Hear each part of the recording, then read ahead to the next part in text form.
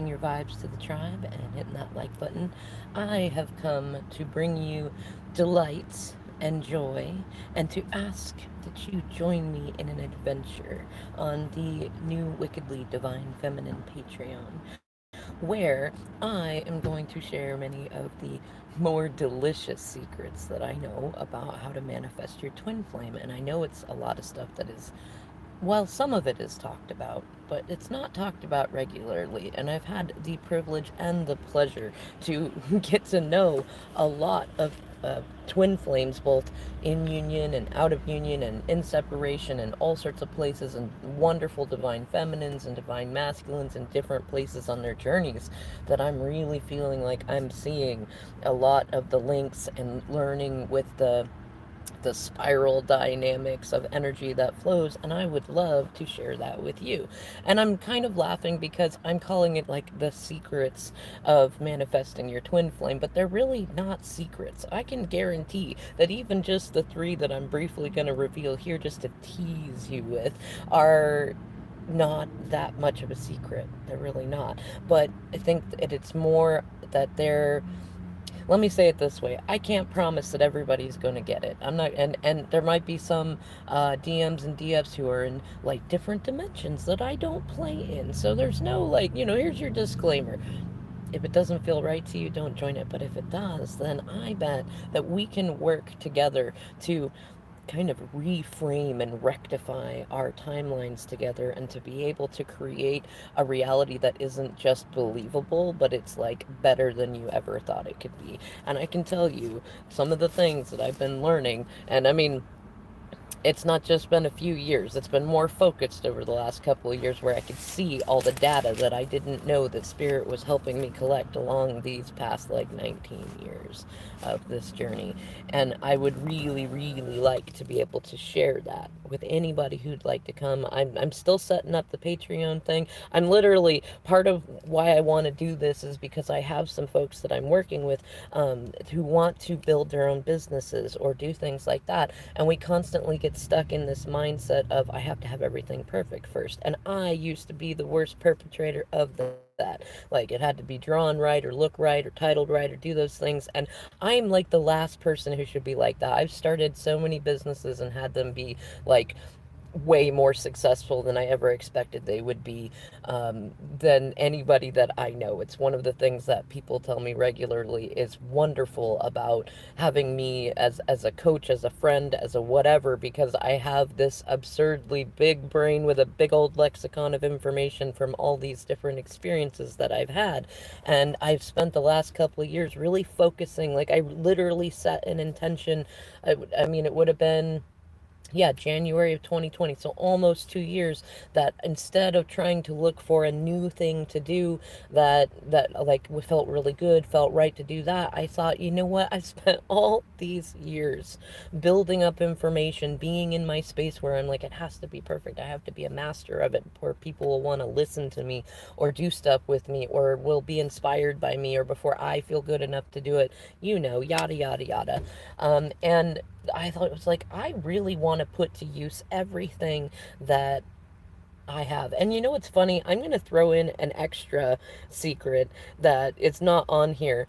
And it's funny because it's going to be one of those, like I said in the beginning, it's not really a secret, but you probably didn't think about it, is listen to your twin flame. Like, my DM, he always wanted me to get out there, and he loved that I would get up on stages. I did public speaking. I did, oh, awesome. From LaRasha, you know what? I probably chat with her, with Maverick or somebody in there. I'm gonna check her out next. Thanks so much, and props to LaRasha if you're watching me. In fact, we might have chatted an earlier one.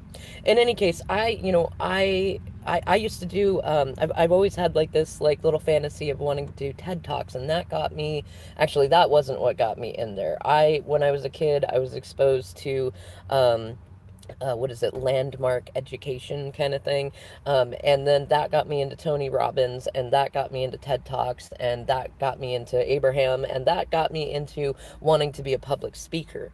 And so I used to do Toastmasters. I loved doing Toastmasters. Man, I yummed up the place when I did Toastmasters. In fact, I'm sad because I had to stop doing, well, I didn't have to stop doing Toastmasters. I'm sad because I stopped doing Toastmasters because I was letting myself get hurt on my DM's healing journey far too much, and I pulled away from it to try to control and tend to what he was doing. And I could have had a much more delicious experience just letting him do his thing while I did my Toastmastery public speakery thing.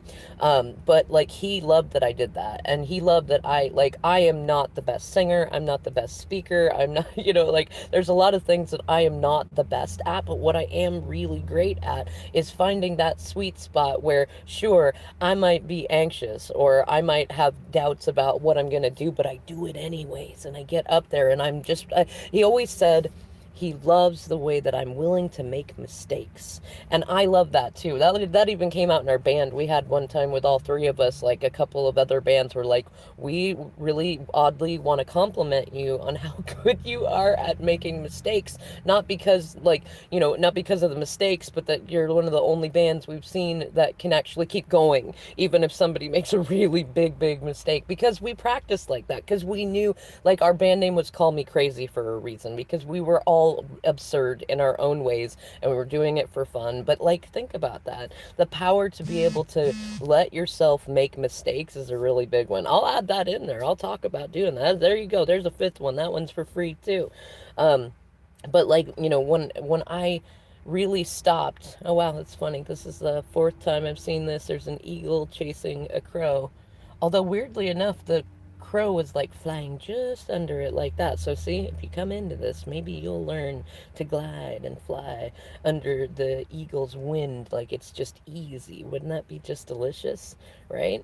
But like, listen to your twin flame. Like, especially if you don't, if you haven't met your twin flame, then listen to what other people talk about that they're going through, that they're reflecting with their twin flames. But like, do your best to get, and I'll help you.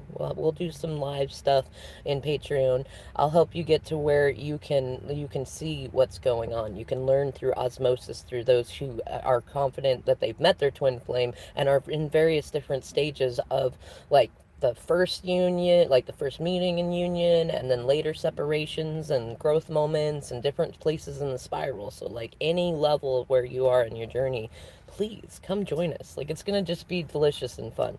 And especially in terms of, like, we can definitely look at, like, oh man, there's so much to talk about. I want to go on and on about, like, listen to your twin flame, because really, genuinely, when this bigger separation happened, one of the first things that I decided to do is, I was really upset with my DM because we were doing couples counseling. We were supposed to get married. There was weirdness in it, a lot of like commitment phobia stuff going on, and I I knew there were things that I needed to work on, but I was so focused on what he needed to work on that I was coming up with every justification for why I didn't need to work on mine, or why mine were his fault, or things like that. And really, we were reflecting each other the whole time. He was doing the same thing to me, and we were both like button heads on that. And when he left, I was joking because I love the therapist that we were seeing. I've still been seeing him. It's just hilarious to talk with him, and he loves my journey in general and seeing how I'm glowing up and growing up in the process. But like, I decided that I really, like, I had this thing in my head about, honey, I don't understand why you bring up these most absurd things that you have a problem with me doing that I'm not actually doing. Like, a lot of them were based on fears of what other people had done. I'm like, I have enough things about me that you could totally, like, pick at, and I would happily be like, oh, that's the one you want me to fix. Like, it was very codependent, but it was still like, it was funny in my mind. I'm like, why can't you just give me something that I'm actually doing? Like, give me that and I'll work with it. I promise that I'll show you that I'm not opposed to, like, owning my BS and being able to improve it. But you keep picking these things that are they're so abstract, and they're things that if I don't do them, then you're still fearing that I might do them, and I don't know how to do that. But once I had my ego moment and said, "You go out and learn on your own. I'm gonna play by myself because I don't like this game very much." I decided, you know what? I know I'm not. I don't need somebody to tell me the things that he wanted to see change in with me. And instead of doing it from a place of like, I'm gonna do this so that he'll really love me, I want it because I really, especially in terms of magic and alchemy and things like that.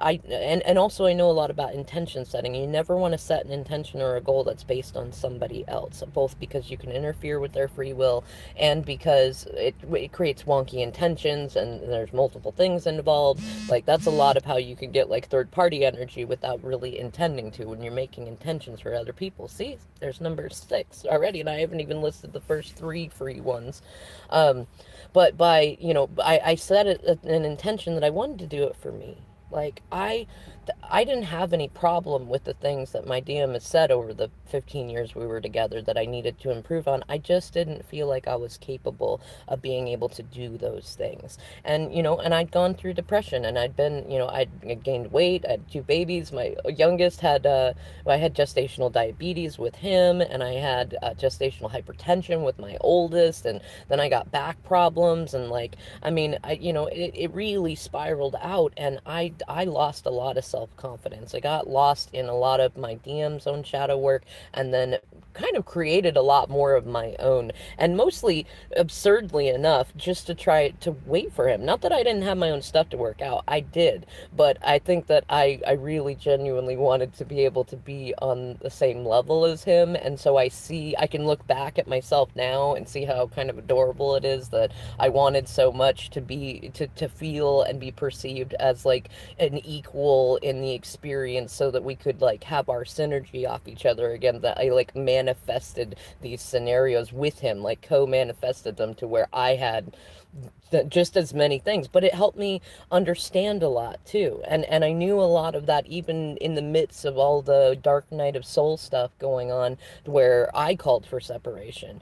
And like I kept my focus on the hawk's eye view, and that was that had some help from an elder. I'm not sure if he knows how much that helped me, but it really did. And I learned to start looking at the vision ahead, and I thought about, you know what, and I hope a lot of people think about this, is like sometimes you can start with what your twin flame might want. And like I know that my twin really likes independent, confident, self-loving women. Like that's like been a thing that he's thought that he's been getting from the get-go. But because he didn't work on his healing at the time, he attracted those who were faking it till they make it kind of thing in the beginning, and then weren't consistent in that behavior because they didn't really feel that way. And I was like, you know what, I want to be that kind of person whether I'm in a relationship or not.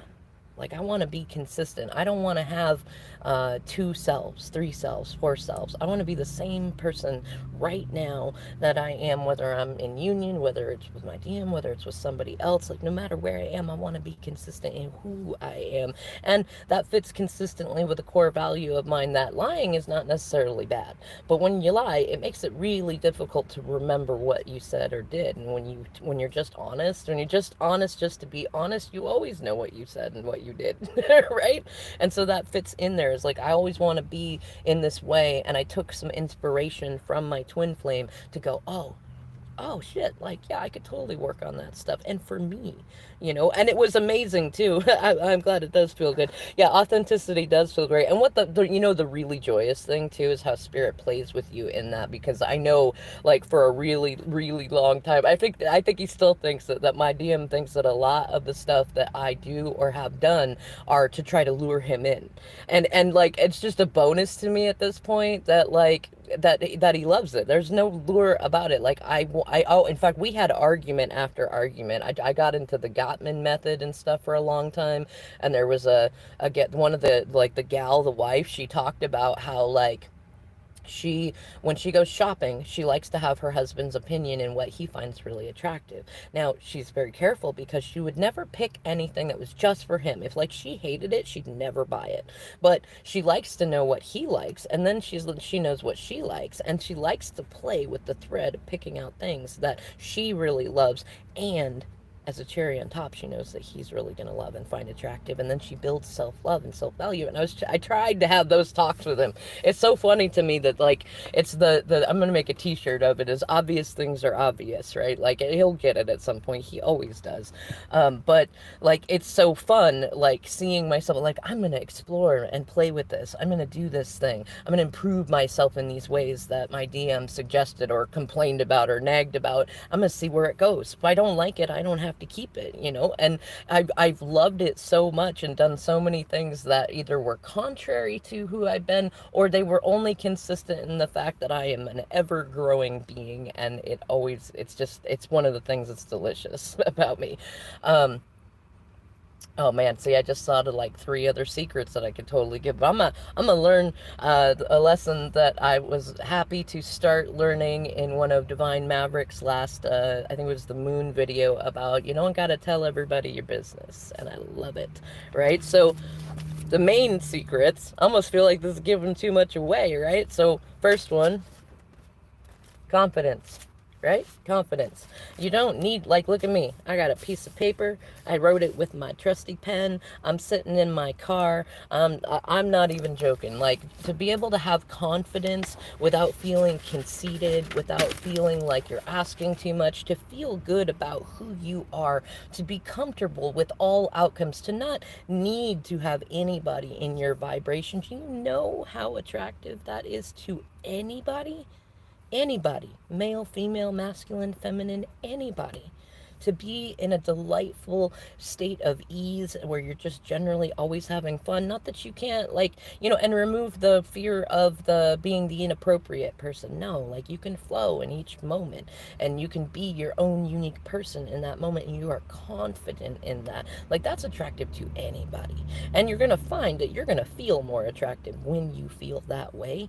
But on top of that, I mean, if your twin flame really is your twin flame, if you're right about that, then they're going to reflect you.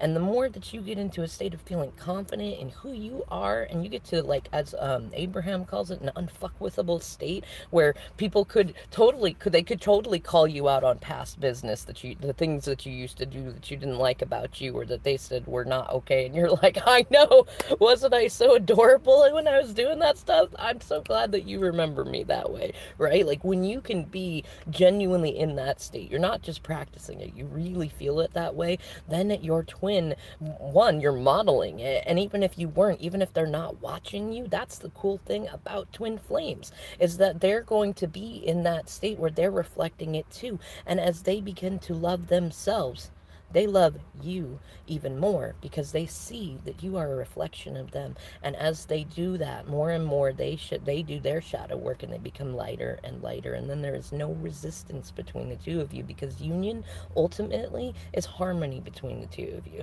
And I can guarantee that while it likely won't stay at like just a harmonious friendship, wouldn't that still be pretty fucking awesome if you had that for the rest of your days in this lifetime? Like a really fun, harmonious friendship with your twin flame? I don't see why that's a bad option, you know? And the great thing is too, when you get to a state where you can feel grateful for that, like, you know, like, I mean, there's no reason that the universe ain't gonna come together to bring more of that, you know? And the next thing, self-love, which, if you, I mean, you know, I already tied that into confidence. We could talk about that all day long, but like, people who love themselves genuinely with empathy, you still have compassion for everybody, but you really delight in who you are. Like, I want you to be able to leave these things feeling like, you know, I don't know whether it be the first meet or many of them, but feeling like you could look at yourself and be like, I crack me up. You know what I mean? Like, that you can tell stories about your life that are delicious and fun, and you're like, I just love telling these stories. Like, for example, one of the little fantasies I've always wanted that I'm working on manifesting right now, and I'm hoping that you'll join me by coming into these Patreons or even commenting here and telling me what's like a delicious fantasy of a thing that you've wanted to do that is not like relationship related that you could have fun with, right? So one of mine is stand-up comedy, and I really like. Okay, so I obviously I'm not trained. I'm not up there. I know I'm funny, but I don't know about that. I don't know if I'm where I want to be yet, but I'm willing to get started. And I have people all the time that tell me they really absolutely love my stories that I tell on Facebook about me and my kids' interactions, right? And I usually do a thing where I'll put me and then do quotes and say what I said, and then my kids and what they said. And so here's a short example of one of those experiences. And so my youngest, we were waiting yesterday for my DM to bring a new bed over for our oldest, and I was in the middle of writing things. I've got like this divine inspiration going on, and my youngest over there said, "Hey, can you go? Can you please go get me a glass of juice?" Right, and he's like looking at me, goes, I don't know where any juice is, and dad's supposed to be here soon. He was running late too, and our youngest kid's like, he's so funny, he's such a timekeeper, right? Like he will call you out to the minute. If you say you're gonna be 5 minutes, he will call you and he just spend 5 minutes, you know. And he's learning to loosen up, but he was definitely excited to see his dad and stuff like that. And so like, but I said, excuse me, like I literally just went and bought a whole bunch of juice because everybody said they wanted juice, and I put it in the house, and I saw you having some earlier today. I know that you know where some juice is, and I bet you that because you and I talk about this manifesting stuff all the time, that the minute that you go in to get that juice, that he will show up and you can come out and he'll be right there, no more waiting, right? It's the set it and forget it thing. He goes, oh, you know what? I know where some apples are. Would you, would that do? Right? And I love it because in his mind, he's thinking, I don't want to have to think about anything else. And what would be a good substitution that could give mom some juice, but doesn't require me going to have to do the work to find the juice. It was so delightful, you know? And here's the thing. Like, I've always been delightful in that I would have laughed at that at some point, but in the past I might not have laughed at that. Or I might have laughed at it and still been like, no, you're not going to be like that. Go in there and get me that juice. And I love that I'm not like that anymore. I love that I could just enjoy those experiences. I was like, what? You know, all I had to say to him was like, you know what? I'm going to do that next time you ask me for a cup of juice. And he's like, oh, no, I don't want that. And I said, yeah, I don't really want that either, right? You know, but when you know, like when I go and I share these stories with people, I'm already cracking up because like one, they were already funny to me, and then I get all sorts of feedback from people saying that they love them, they're endearing, they're adorable, they're hilarious, right? And I know I can play with that, and I know I would have fun trying even if I didn't. So I hope that you will come into this and like enjoy this, and this is why my third secret, and so you got at least six. I know there's more out of there. Embrace the absurd, which, and I put on there, which is when you see it was never really that absurd in the first place. And that leads back to confidence and self-love. All the things that you want that you don't have right now, that you think that, you know, you feel like you deserve, that you really want, all those little secret fantasies, the things you've wanted to try or be or do, none of those things are as absurd as that. They're really not. Like right now they feel absurd, but I would love to have the opportunity to work with you and just help you get there and get to that place where you can go, you know what, screw it, I'm going to embrace the absurd. Like, what's the worst thing that could happen? And then you do it. And then as you get there, you realize you always had it in you. All you were missing was the lack of doubt and the like extra helping of faith and fun in it, you know, and the magic, the belief in the magic of it. And I tell you, it's definitely one of those, like, it's not seeing that's believing, it's believing that's seeing. If you're in a place where you feel like you could even just get to that place, like if you're in a place where you're like, I can almost believe that, or you're above that and you know you can already believe that. I know Barb, when you get on here and watch this, I know you're gonna be like, yes, yes, I'm right there. Like if you're anywhere above that place of either I want to believe it's possible or I can in a small way believe it's possible, anywhere upward from there, please come join the Wickedly Divine Feminine Patreon. And also don't forget, you probably didn't know, I'm going to be doing an air meet thing with Divine Maverick at some point soon. I don't know the title of it, but we're going to talk about leveling up social media game and stuff like that. And I'll make sure to come and give you the info for that stuff too. And I think it'll also be something that I'll add to the Patreon is like you'll get updates either first or you. I like playful, delicious secrets. So like we could play with like maybe there'll be certain things that only you get special access to. I don't know. I just love the delightfulness of how people use Patreon, and I'm sure that we can feed off our synergy with each other and make it just the most fun experience ever. So, I'll see you on Patreon.